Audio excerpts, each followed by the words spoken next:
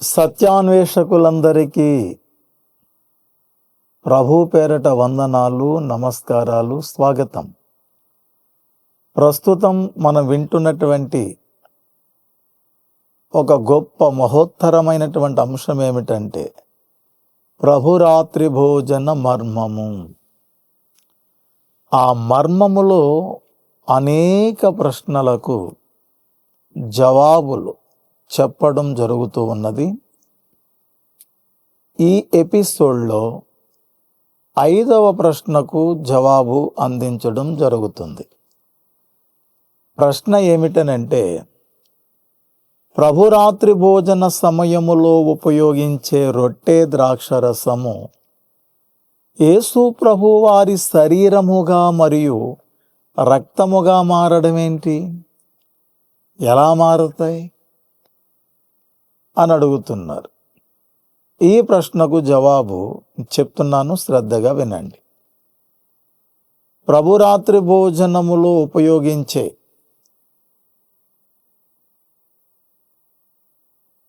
రొట్టె ద్రాక్షారసము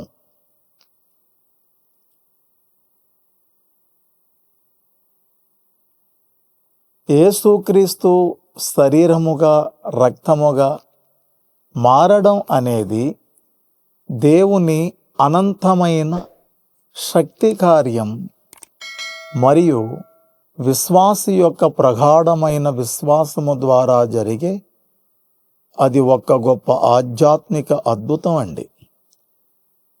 అది దేవుని యొక్క శక్తి కార్యం, విశ్వాసి యొక్క విశ్వాసము ద్వారా జరిగే ఒక మహాద్భుతమైన కార్యం.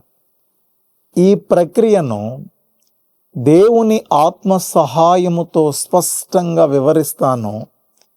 ఈ ప్రశ్నకు జవాబిస్తాను. శ్రద్ధగా, జాగ్రత్తగా వినండి.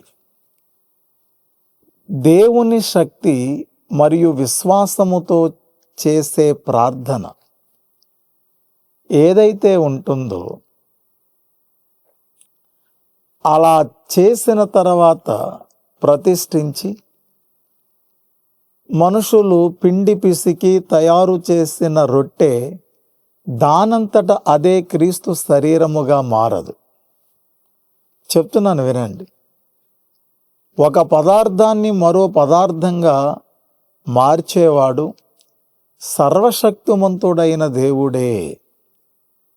ఏదెను తోటలో మట్టిని సజీవమైన ఆదాము శరీరముగా మార్చిన దేవునికి, అలాగే కానా వివాహములో నీళ్లను ద్రాక్షరసముగా మార్చిన యేసయ్యకు ఒక సాధారణ రొట్టెను క్రీస్తు శరీరముగా మార్చడం ఏ మాత్రము అసాధ్యము కాదు. మేడగదిలో యేసు ప్రభు ఏ విధముగానైతే రొట్టెను చేత పట్టుకుని తండ్రికి కృతజ్ఞతాస్తుతులు చెల్లించి ప్రార్థించాడో, అలాగే దైవజనులు మరియు విశ్వాసులు ఏకమనసుతో, ప్రభువా, దీనిని నీ శరీరముగా మార్చు, దీనిని నీ రక్తముగా మార్చు అని విశ్వాసపూర్వకంగా ప్రార్థించి ప్రతిష్ఠించిన తరువాత దేవుని మహిమ చేత ఈ మార్పు ప్రక్రియ ఆరంభమవుతుంది. ఏమన్నాను? దైవజనుడు, విశ్వాసి కలిసి ప్రార్థించి ప్రతిష్ఠించినప్పుడు దేవుని మహిమ చేత ఈ రొట్టె, ఈ ద్రాక్షరసము ప్రభు శరీరముగా, ప్రభు రక్తముగా మారే ఒక ప్రక్రియ ప్రారంభమవుతుంది అని చెప్పాను.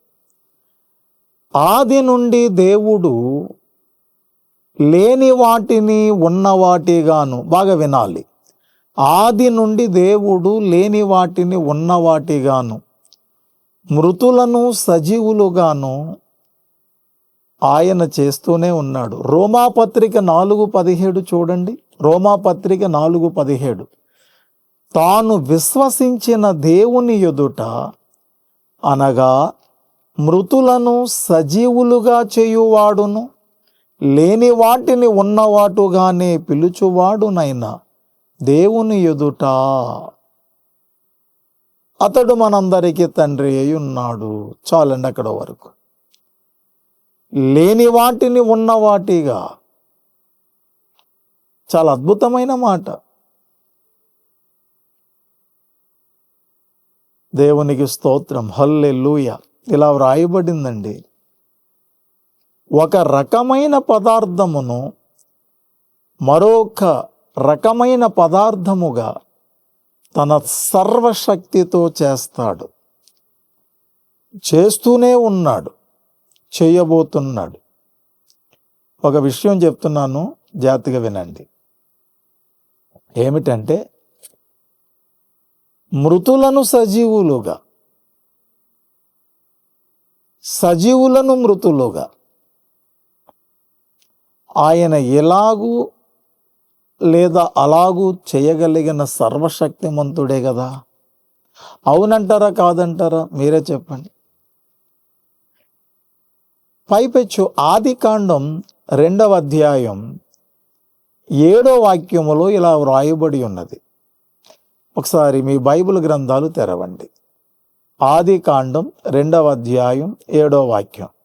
ఈ డిస్ప్లే మీద కూడా వాక్యం వస్తుంది. దేవుడైన యెహోవా నేలమంటితో నరుని నిర్మించి వాని నాసికారంధ్రములలో, దేవుడైన యెహోవా నేలమంటితో నరుని నిర్మించి, నేలమంటితో నరుని నిర్మించి, నేలమంటితో నరుని నిర్మించి అంటే మట్టితో మనిషిని నిర్మించి, జీవవాయువును ఓదగా నరుడు జీవాత్మాయను.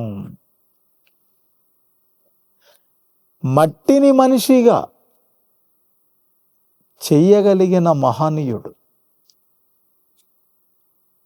అంటే ఒక మట్టి అనే ఒక రకమైన పదార్థమును మనిషి అనే మరో రకమైన పదార్థముగా మార్చేశాడు కదా.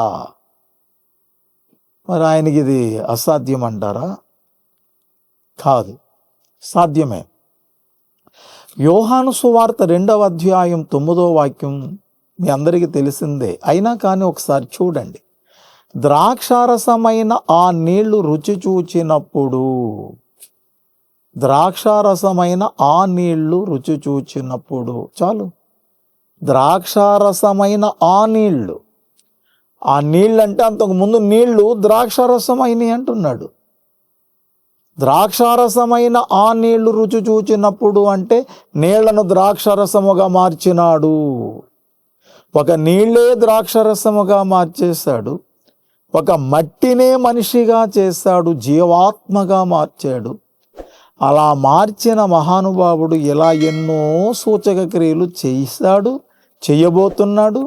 మనిషిగా, మట్టిని మనిషిగాను, నీళ్లను ద్రాక్షారసముగాను మార్చినటువంటి ఆ సర్వశక్తిమంతుడే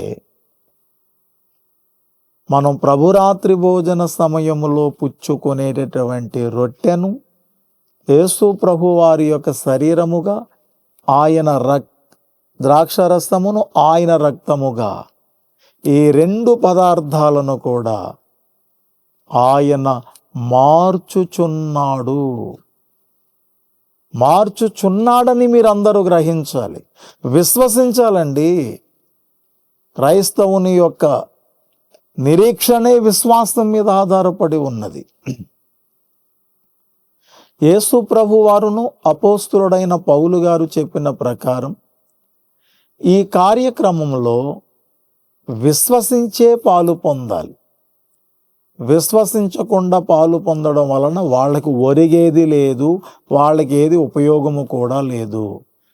ఈ కార్యక్రమము విశ్వాసం మీద ఆధారపడి ఉన్నది. ఇంతవరకు మీకు నేను చెప్పినటువంటి ఏదైతే సత్య సందేశం ఉన్నదో, ఆ సత్య సందేశం అని నేను అనడానికి, మీరు విశ్వసించడానికి బైబిలే మనకు ఆధారం. కాబట్టి ఎన్నో సూచక క్రియలు, ఎన్నో అద్భుతాలు చేసిన దేవుడు, ఆదియందు మట్టిని మనిషిగా చేసిన దేవుడు, 2000 సంవత్సరాల క్రితం నీళ్లను ద్రాక్షరసముగా చేసిన దేవుడు, ఇప్పుడు ప్రభురాత్రి భోజనములో మనం ఉపయోగించేటటువంటి 2 పదార్థాలు ఏదైతే ఉన్నాయో, రొట్టె ద్రాక్షరసం, వాటికి మనము దైవజనుడు విశ్వాసులు విశ్వాసముతో ప్రార్థించి ప్రతిష్ఠించిన తరువాత ఎప్పుడైతే తింటారో, అలా తిన్న తర్వాత లోపలికి ప్రవేశించి అది ప్రభువైన యేసు శరీరముగా, అంటే దేవుని శరీరముగాను దేవుని రక్తముగాను నిశ్చయముగా ఏ విధమైన అనుమానము లేకుండా మారుతుంది. అలాగు మార్చే దేవుడే ఆయన, ఇది నా శరీరము, ఇది నా రక్తము అన్నాడు. ఎలా మారుతున్నాయి? అది ప్రభు కార్యం చేస్తాడు. ఇలా కొన్ని పదార్థాలు ఎలా మార్చాడు? మీరు ప్రభురాత్రి భోజనంలో పాల్గొనేటప్పుడు మీరు చేత్తో పట్టుకునే ఆ రొట్టె ఏదైతే ఉందో, ఆ ద్రాక్షరసం ఏదైతే ఉందో, ఆ రెండిటిని ప్రభు శరీరము ప్రభు రక్తం అని విశ్వసించి ప్రార్థించి ప్రతిష్ఠించి అది తిన్న తర్వాత త్రాగిన తర్వాత ఖచ్చితంగా ప్రభు శరీరము ప్రభు రక్తముగా ప్రభువే మారుస్తుచున్నాడు. కాబట్టి ఈ ప్రశ్నకు జవాబు మీ ముందుంచడం జరిగింది. ప్రభురాత్రి భోజన సమయములో రొట్టె ద్రాక్షరసాలు ఎలా నిజమైన దేవుని శరీరముగా రక్తముగా మారుతున్నాయో మనము విన్నాము. ఈ విన్న దానిని ప్రార్థన చేసి మరంతగా విశ్వసించి రేపటి నుంచి మీరు ఈ కార్యక్రమంలో ఈ విధంగానే పాల్గొనాలని దేవుడు మీకు తెలియజేస్తున్నాడు. సంఘములతో ఆత్మ చెప్పుచున్న మాట చెవిగలవాడు వినుగాక. ప్రభు పేరట మీ అందరికీ ధన్యవాదాలు. మరల నెక్స్ట్ మరో ప్రశ్నకు జవాబుతో మీ ముందుకు వస్తాను. సిద్ధంగా ఉంటారు కదూ? May God bless you.